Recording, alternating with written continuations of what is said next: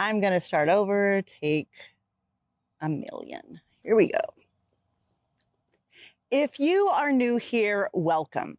This channel is where I document what it's like learning ranching life and stewardship on our family's land here in South Texas. And if you've been following along already, thank you for being here. Today is a little different. This episode is airing on Father's Day, and it's our first Father's Day without Dad. I'm standing here in front of the barn that he always wanted. A barn that he spent years planning, dreaming about, and eventually building. A barn that even in its short existence hosted so many family get-togethers and important times in our life, including the day that we laid Dad to rest. And this just seemed like the right place to tell the story.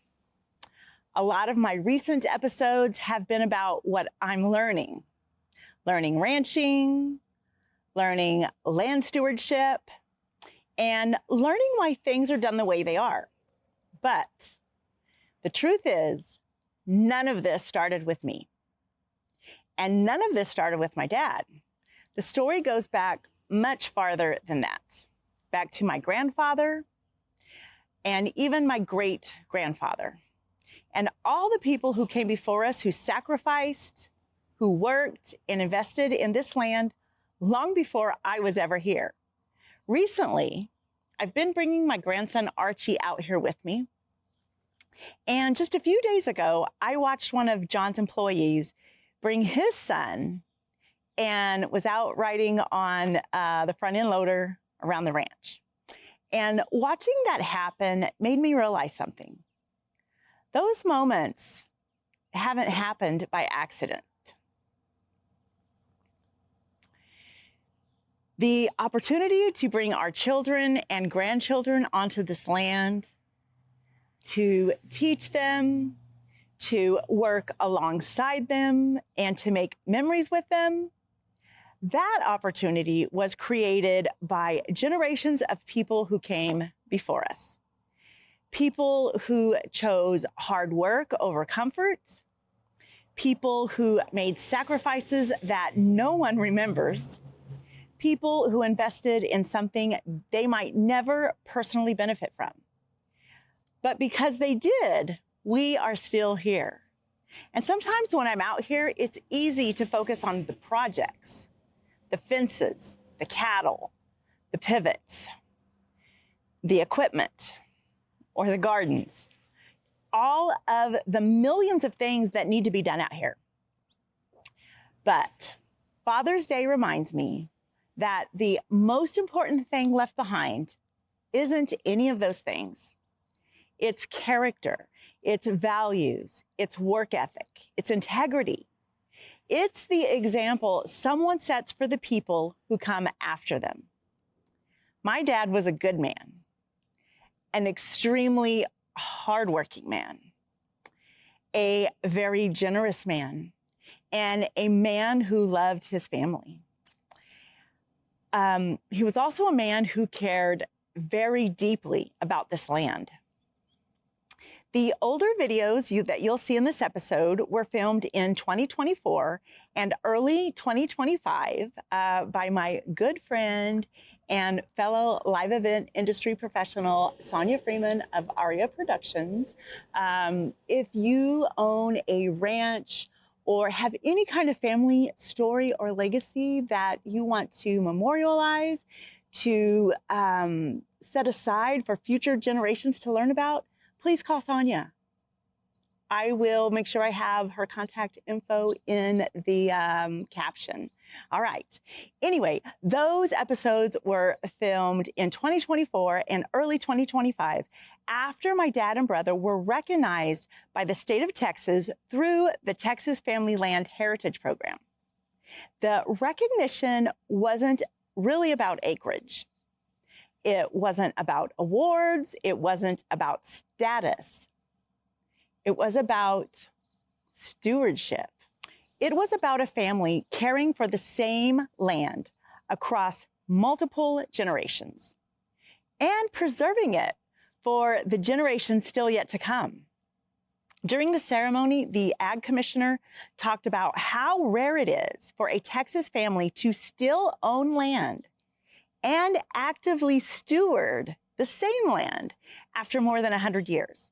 And that really stuck with me because what was being recognized isn't or wasn't just about land ownership.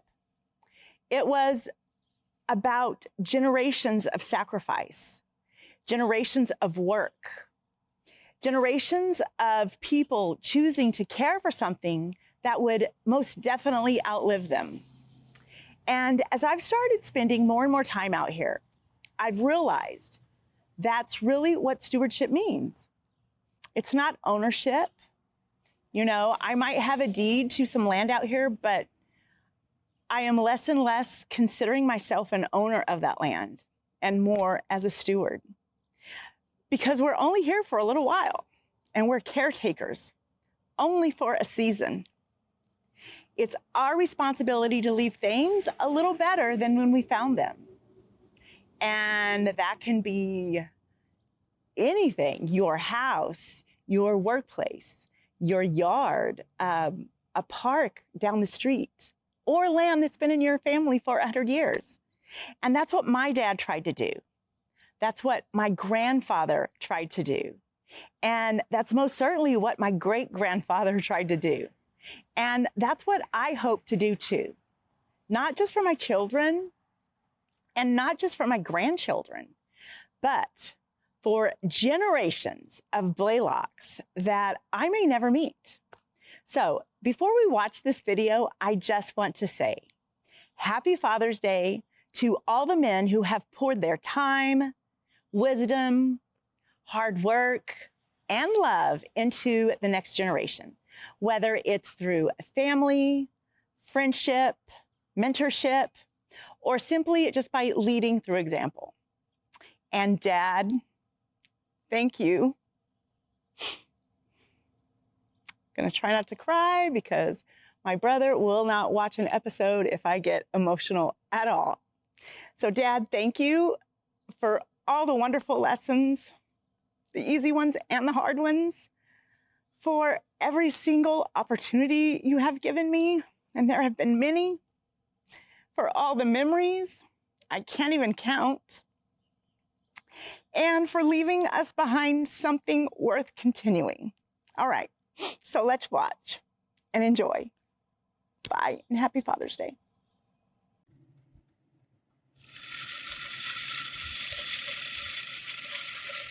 A guy just can't come out here and start farming. They wouldn't know what to do. You got to be born on a farm and have it pushed into your life.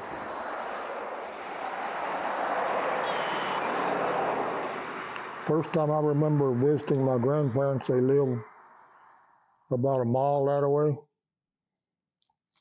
And my grandpa was already in bed, couldn't get out of bed, and Grandma had to feed him. But I looked under the house and there was a lot of empty beer bottles. So Grandma told me those wasn't hers, they were Grandpa's. But he drank a little bit. And growing up, Daddy never would touch the stuff. And the farmer's life.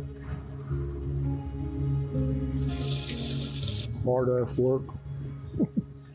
Hot sun, burns, no sunscreen, just a big straw hat.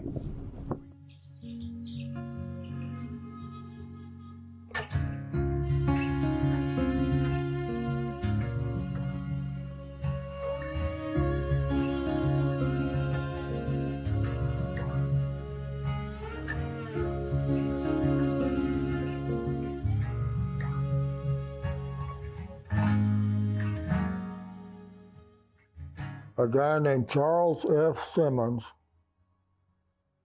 dreamed up an idea to buy all this land. He bought 95,000 acres and he divided it up into 10, 20, and 40 acre tracts.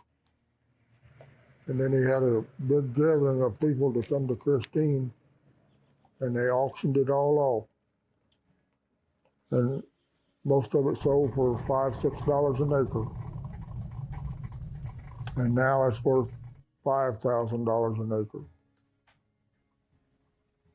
Because he told them it was a land of milk and honey. And when they got down here, it was mesquite and prickly pear. Everything would stick you. And that wasn't the milk and honey. Most of them just got old and left the land to their heirs. And then Daddy had to buy the land from the heirs. And they lived in California or somewhere far off. But they didn't realize what this land was over here, and they thought it was worth a lot, and Daddy wouldn't offer them very much. Finally, they would take it. People wouldn't pay the taxes after they moved off. They just forgot about it. And the county sold it at the courthouse for the taxes that was owed against it. And that was a cheap way, and sometimes too many people wanted a certain piece of land that would bring too much money.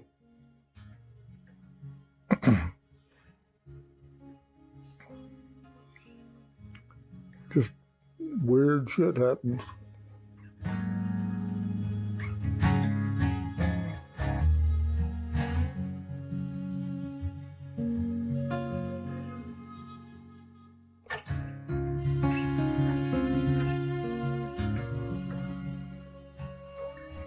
In 1907, when Wilson's father was just 2 years old, Alfred Moore Blaylock and Mary Ellen Hendricks Blaylock moved from Comanche, Oklahoma in a covered wagon to Atascosa County, Texas in response to a land sale by Dr. Charles F. Simmons. He promoted the South Texas land as the garden spot, the land of milk and honey, where winters are warm and summers are cold. They purchased their first tract of land in 1909. Alfred's family lived off the land. His sons helped provide food by deer hunting and money by trapping fur-bearing animals. They also made their living farming and ranching and eventually owned a small dairy. Alfred's son and Wilson's father, Vance Sr., continued in his father's footsteps, buying acreage when he could, and eventually entered into the cattle business in 1946. Vance and Edna, and eventually all of their adult children, would buy 20 acres or more at a time until they owned about 2,000 acres collectively. But he started out with raising bees, but when he married my mother, she was allergic to bees, so he had to quit. But he could walk up to bees and move them around with his hand, and they wouldn't bite him. But me, if I walk up to them, they sting the shit out of me. Every day after school, when we get off the bus, we'd run in the house and turn the TV on so we could watch Lone Ranger. Daddy would say, "Come on." We'd eat a little sandwich or something and go to the field and hoe.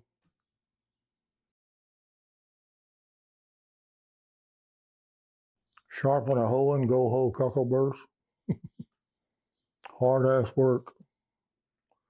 Cuckoldburs used to get about that big around, and you had to hit them 4 or 5 times to cut them in two. They were too tough. But Daddy wanted us to get them whenever they first come up. They were little, easier to cut. They were thicker in certain places and thinner in others.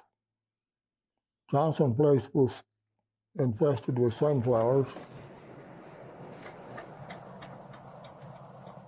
And whenever Daddy used to raise corn on the Johnson Place, we used to have to go over there about 8 o'clock at night and sleep in the back of the truck.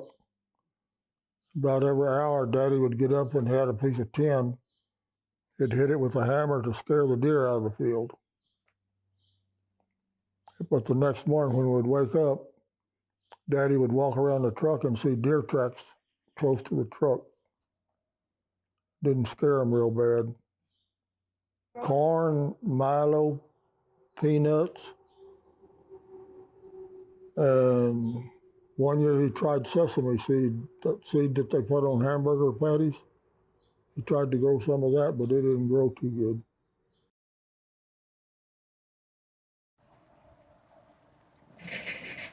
Well, my dad used to lease all this to run cattle, and he farmed it. He raised Milo and corn here. In the 50s, we had a terrible drought, and we had to charge groceries in order to eat. And a grocery store in Christine charged to us, and 2 grocery stores in Jordan charged to us. And about 62, my dad paid off Christine's bill, was $300 for about 4 years charging. And about that much in Jordan between 2 stores. But the guy that we charged to in Christine, his name was Deb Chisholm. And after I got older and got a bulldozer, he called me to go do a job for him. Well, I did the job and finished, and he asked me how much I owe you. I said, you don't owe me a thing. I said, you charged us groceries for 5 or 6 years and didn't ask for nothing. And he said, well, Wilson, your dad was one of the few that ever paid me back. I still got 3 cardboard boxes full of charge books, and nobody charged. And Dub drove home, and Marie told me later that when he got home, he was crying. He said, I've never seen anybody like the Blaylocks. You know, they wanted to return the favor that I gave them. And he said, that's just more than I can stand.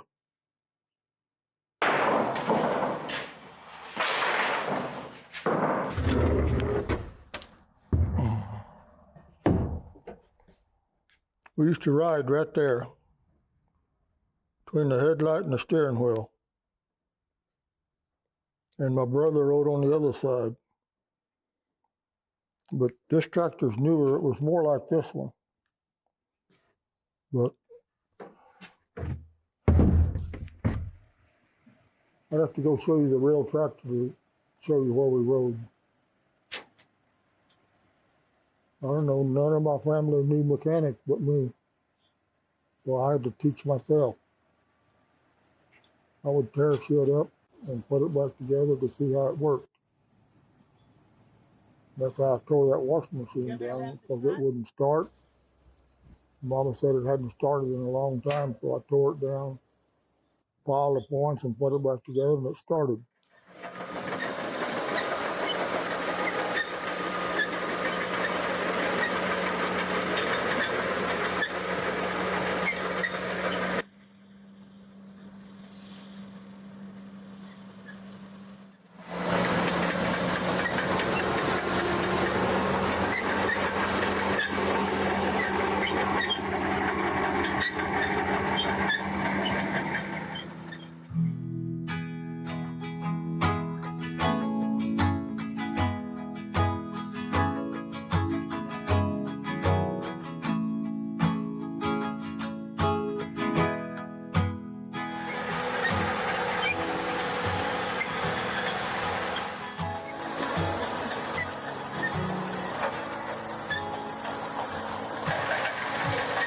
Like probably a woman in a kitchen baking a cake. When it's done, she can smell the aroma from the cake and she realizes what she's baked or whatever. Well, like farming, when you go plow something up or till the land, soil has a great smell, and you can smell that. It's kind of relates to a kitchen, I guess, of baking something, I guess, to make somebody understand. But when you farm land, it's Land has a smell. If you're knocking down brush or burning pear, it has a smell. And it's something you live for, I guess. It's in your blood.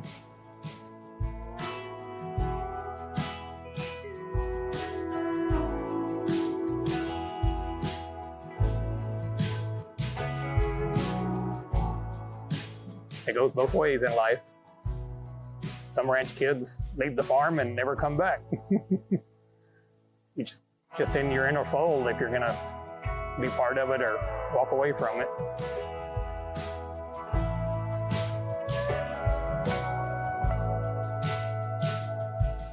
So much like my father, I guess. Have the same bloodline, the love for the land, freedom. I don't have nobody running me off the road here, no one flipping me off, that kind of thing. I'm in my own world. Glad they left this behind for me to have something to do with it. Couldn't be here today without their hard work and dedication that they gave when they were young. See that mesquite bush right there? We're trying to kill these. See that mesquite bush? That's what we're trying to kill. We don't like mesquite bushes.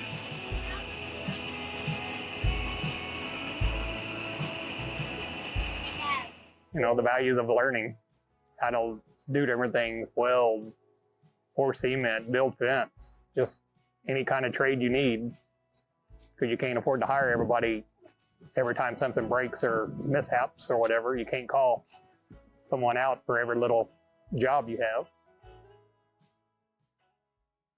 Just all the hard work I put into everything out here, and they'll see what I've done to keep it, all the upkeep I've done, all the money I've done and spent on the property just to keep the upkeep, to make it more valuable. You know, whether it's keeping up the fences or digging out the tanks or, you know, just tilling the land to keep the brush from growing back, you know, so other wildlife, you need the combination of open fields and brush for all habitats of life.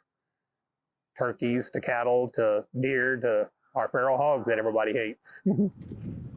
So,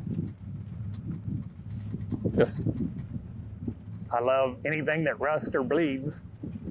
It's fun to own. So, cows, chickens, any farm animal, any kind of equipment. That's what I love.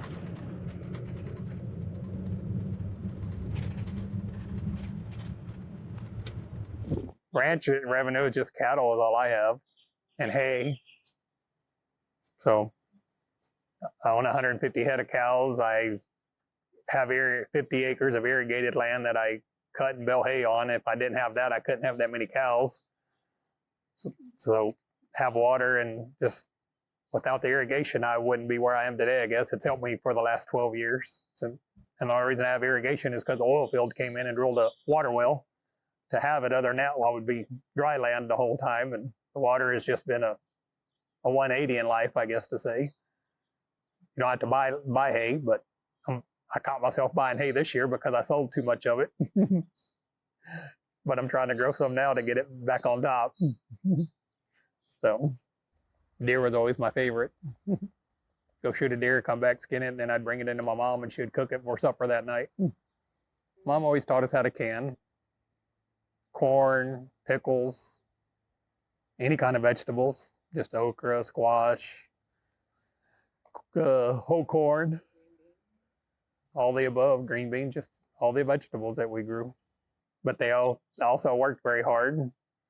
Middle life, he's just more laid back, I guess. Never realized he was laid back as much as he was until we got to be adults. And then as he gets older, I guess he's just, life is kicking him in the butt, and he's hard to get around, and he still wants to get around. So just remember him as a loving father, even though he beat us all the time, but I'm glad he did. We deserved it, and it made us who we are today.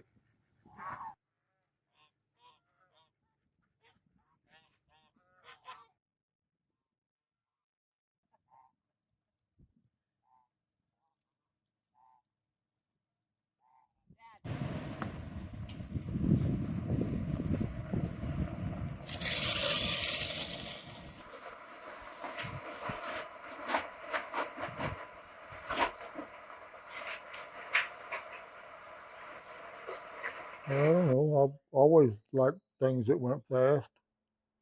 So I bought a 67 Fairlane and outrun everybody in this area except one car. That was a GTO owned by Leroy Ermis. He outrun me. One night I remember well is a lady used to live there off the road between the twin bridges on 16. And our local highway patrolman was there one night visiting her when we were out racing. And he left her and come out there where we were at and wrote us all a ticket. And we could have told his wife what he was doing, but we didn't.